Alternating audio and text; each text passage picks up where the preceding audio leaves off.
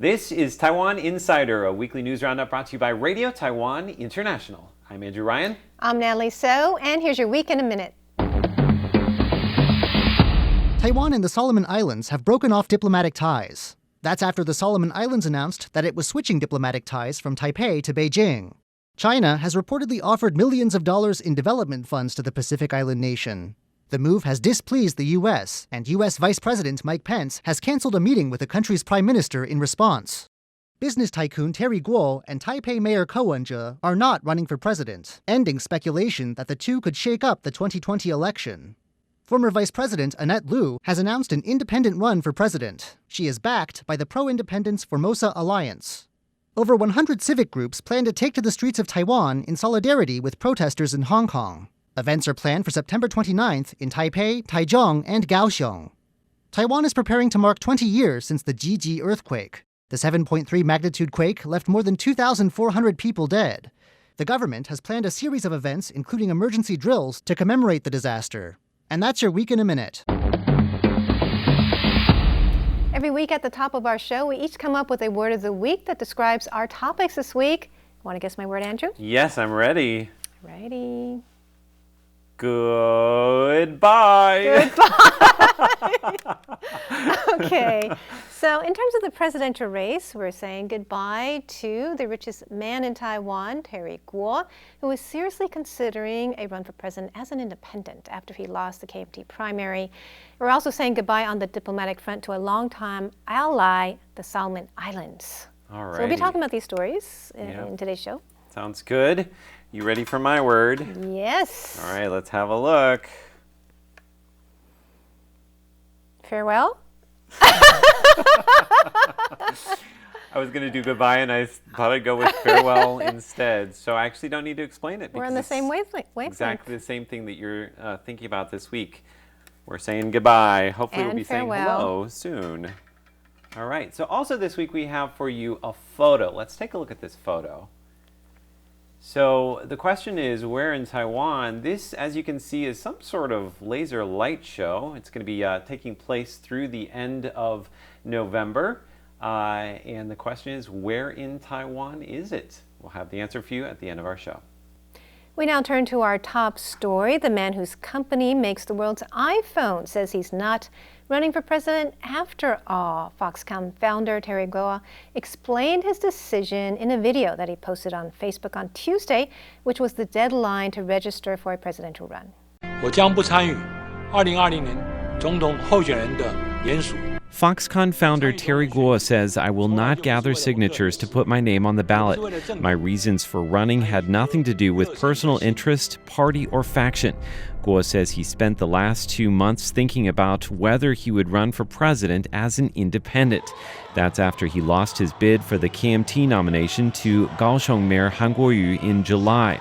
Last week, Guo withdrew from the KMT, saying that the party was too focused on its own interests.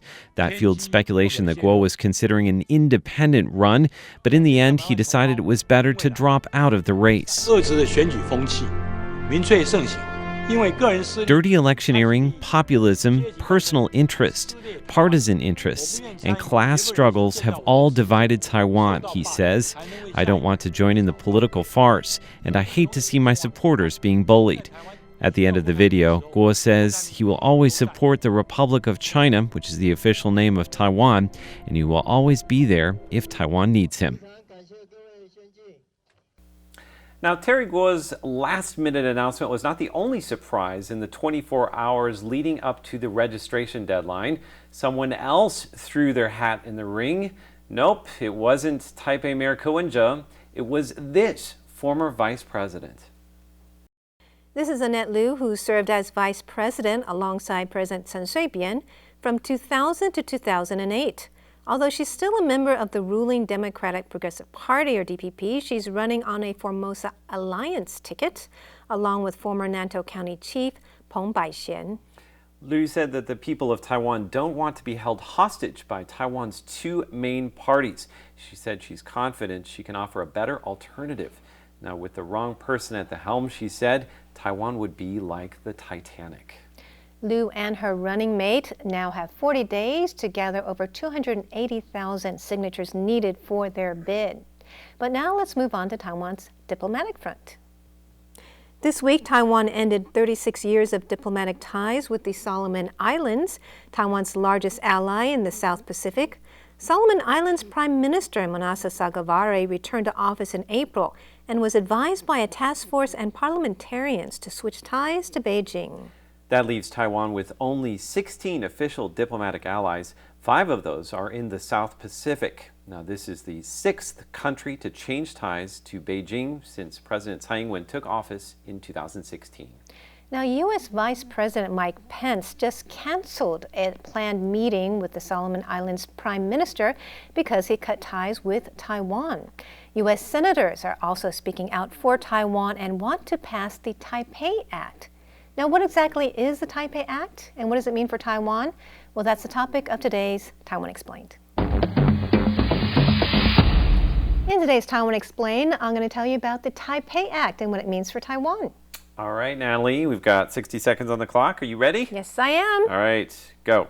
U.S. senators like Marco Rubio believe that the U.S. should discourage countries from downgrading ties with Taiwan. That's why they introduced the TAIPEI Act. Now, the official name is Taiwan Allies International Protection and Enhancement Initiative. It was introduced last September after senators became concerned about countries cutting ties with Taiwan. It didn't pass that year, but they revived it again this May, and it has bipartisan support. Senator Rubio says Congress should pass the TAIPEI Act right away. He said he will begin exploring ways to cut ties with Solomon Islands and possibly end financial assistance. The aim of the TAIPEI Act is to help prevent countries from cutting off diplomatic ties with Taiwan. Now, it aims to strengthen Taiwan's international alliances and says the U.S. should induce countries to maintain official ties with Taiwan. It also says the U.S. can act against countries that alter ties with Taiwan. The U.S. could reduce its diplomatic presence and foreign aid. You finished just in time? Yeah, pretty much. Anything else you want to say? No, that's it. Okay, well, very nice job.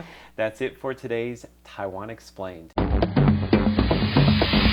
So what is the significance of the severing of ties between Taiwan and the Solomon Islands? Well, earlier today, Natalie spoke with a former ambassador to the Solomon Islands, Victor Yu, who was stationed there from 2014 to 2017. Let's have a look. Of course, it's a very big impact on Taiwan, given that we had only 17 or 16 allies in the world. It having to do with Taiwan's international identity. We, as a diplomat, has the responsibility to safeguard our international identity as much as we can. But when it comes to a politician like Sogavare, it's really a big disappointment because he's a very senior, veteran politician. He knew Taiwan very well. This was not the first time that he betrayed on Taiwan. No. He did it before. In 2006, he actually came to Taiwan to apologize for his foolish act in sending a minister for finance to contact China. But that was the wrong time because Taiwan had a very strong relationship and cooperation with some islands, and people there would not accept this kind of change. So the wrong timing. He himself actually was very clear what Taiwan had been doing for them, particularly in the year 2000 when this country collapsed totally because of a internal riot. And it is Taiwan embassy was the only one left.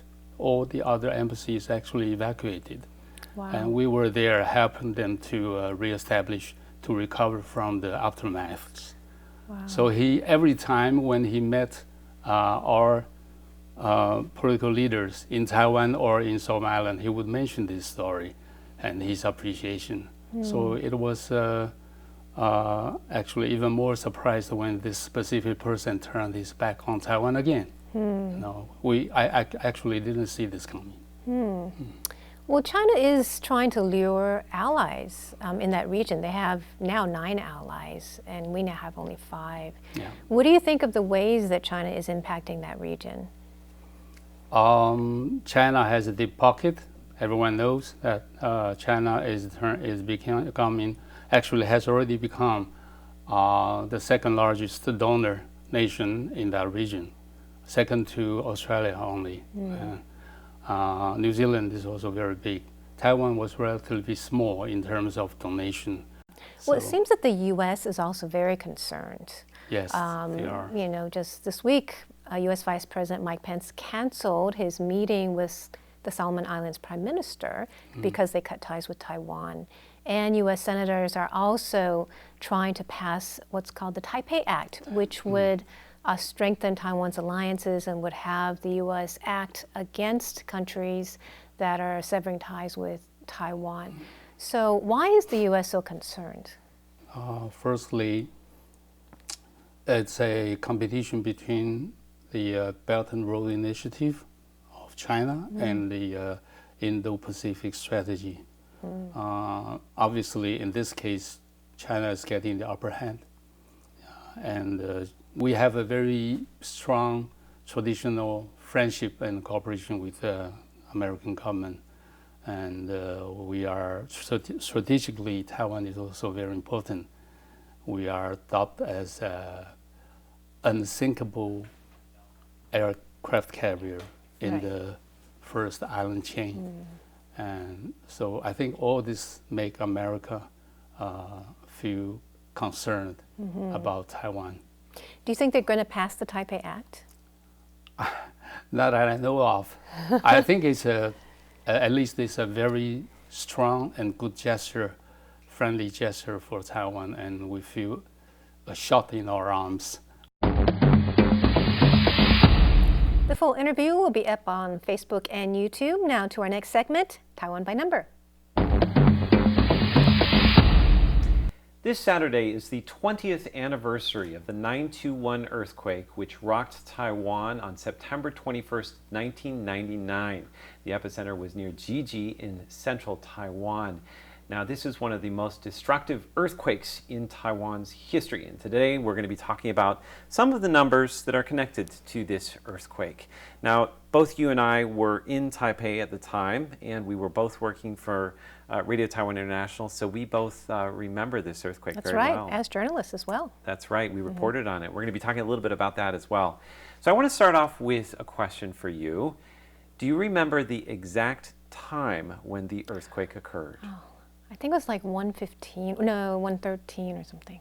Okay, 1:13 a.m. in the morning. All right, so we're going to have that answer for you in just a moment. But first, the Taipei City Fire Department has come up with a very interesting way to teach people about earthquake preparedness and safety. Let's have a look.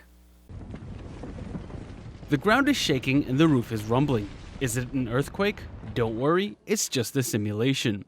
With the help of a headset and controller, this new virtual reality game will teach you how to survive an earthquake.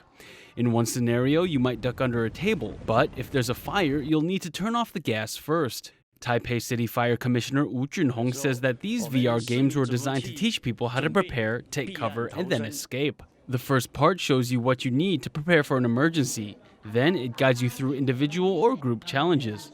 Children under the age of 6 can wear simpler cardboard headsets to learn about disaster prevention.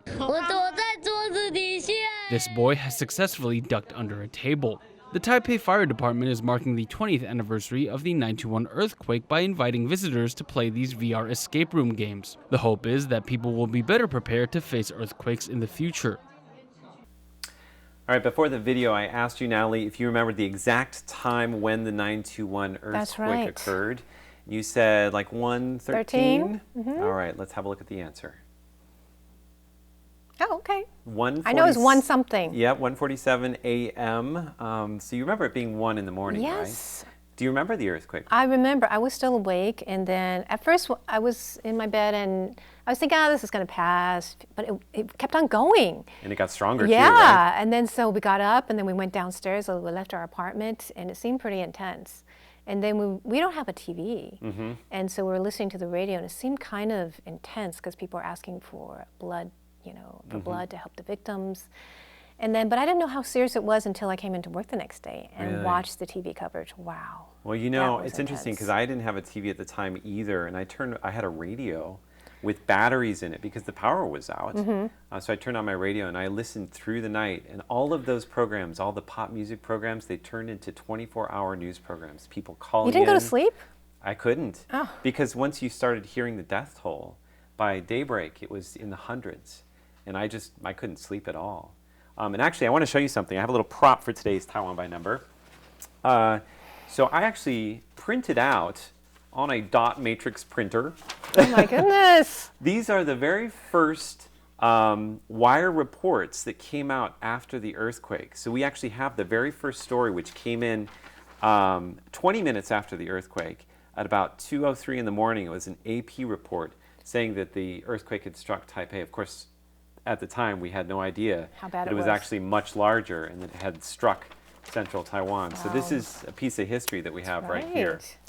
So I want to go into some more figures from the earthquake. Now, I'm going to give you a couple of numbers to begin with. 2,415 people actually died in the earthquake. 11,000 people were injured. I want to ask you, Natalie, in the list of the deadliest earthquakes in Taiwan's history, where does the 921 earthquake rank? First? It's a good guess. Let's have a look at the answer. Oh, really? Actually, number 2, the 1935 Shinchiku Taichu earthquake struck Miaoli. And actually, you can see in that picture there, the Longtem Bridge. It's a kind of, I guess, an iconic image that actually toppled during that earthquake.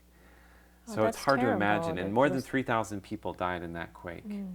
So speaking of old earthquakes, the next question has to do with another old earthquake. When do you think the very first recorded earthquake in Taiwan history was recorded? 1890. 1890? Was that a random guess? Wild guess. Yeah, totally wild guess. Actually, it's interesting because it's kind of close to when the Japanese occupation of Taiwan began. Yeah. You're on the right track. Guess. I'm thinking of, way back there. Yeah, you've got the wrong occupation though. Let's have a look at the answer. Oh, wow. 1624. Wow. So this actually was when the Dutch first arrived in Taiwan. That's the year they arrived. And there was a big earthquake that they recorded. Of course, we don't know how big it was because there was no Richter scale back then. So we've been having earthquakes for a long time in Taiwan. I think it's safe to part say of our, like forever. Yeah, our thing over here. Right. All right, let's go back to the 921 earthquake again. Now, this earthquake, of course, was one of the most destructive in Taiwan's history.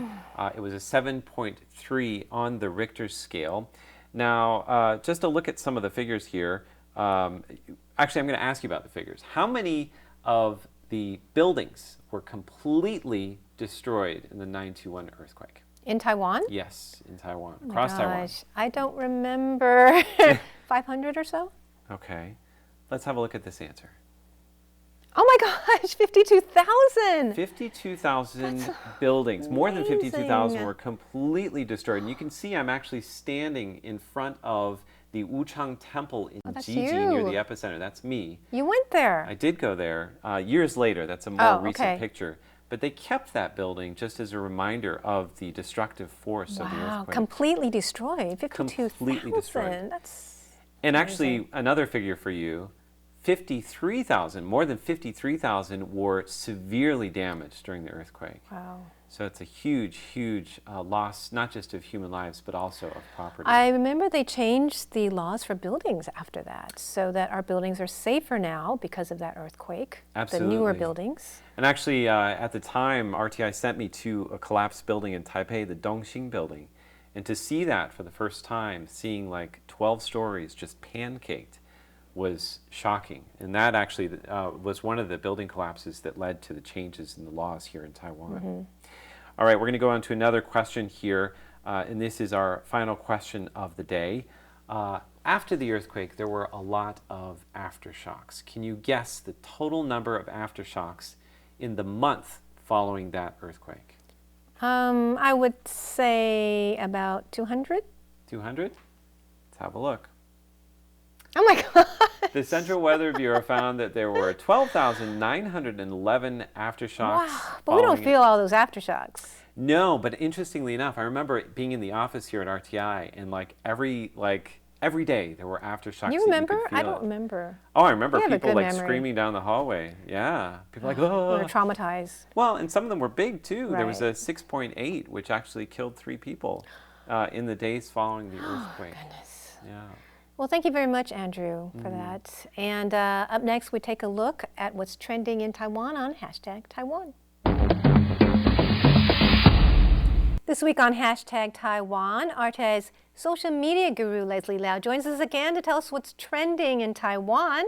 Hey, Leslie. How's it going, guys? Good. What's shaking on the internet this week? All right, this week, I'm just going to jump right into it. Check out this video real quick. All right.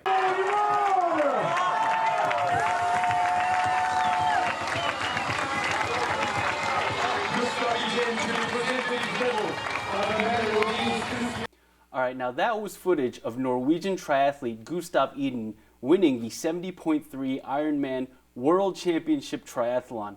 Now you're probably asking me, Leslie, what does this Norwegian triathlete have to do with Taiwan? Well, Iden went viral in Taiwan earlier last week for this reason.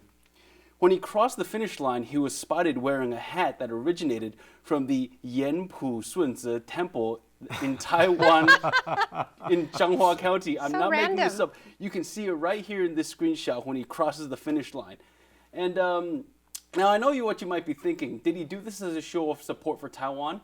Actually, he didn't. What happened was he ran a triathlon in Tokyo and he found this hat somewhere and he thought if he took good care of it, it would bring him good luck and he might win a triathlon one day. And apparently it did. And this reached international news. If you see here, this is a Norwegian triathlon Twitter account. And they tweeted a news story in Norwegian, which roughly translates, the headline says, I found, said Gustav Iden. Then he became a sensation in Taiwan. That's right. I was hoping you were going to read that in Norwegian. No Norwegian. Anyway, after that was said and done, Gustav Iden, it looks like that the hat not only brought him a little bit of luck, it also brought him quite a bit of fame, and the temple as well. Because the temple has been inundated with requests to get the hat. And what happens is the hat, they give it away for free. So people have been going crazy. And what happened was it's gotten to the point where the temple has had to set up a registration system. Wow. And guess how many people have registered to get a hat? 1,000? 40,000. What? Are you serious? Yeah, and they say we can only start giving them out at the end of October. 40,000. Oh my goodness. Are they starting to get pirated hats? Oh, good. That's my next point, because wow. You're kidding me. the market has been starting to get fake hats. And the Sunzi Temple actually had to respond to say, please don't use our likeness or our name for profit. This is ill will. So theirs are free then, is what you're saying? They are free. They are free. Okay. Anyway, Iden has risen to such prominence where he caught the attention of Changhua County Magistrate Wang Huimei. And she actually invited him via social media to come to Taiwan and run a few races in her own county of Changhua. It doesn't look like he'll be able to come this year, but there's hope for next year because he responded and Iden said, "Hi, sorry for the late reply. It has just been so many messages the last few days. Hope you understand. Smiley face. My schedule is sadly very busy, so there is not any time to travel to Taiwan now, but I really want to go pay my visit to the temple on my way back to Norway from the Tokyo Olympics next year.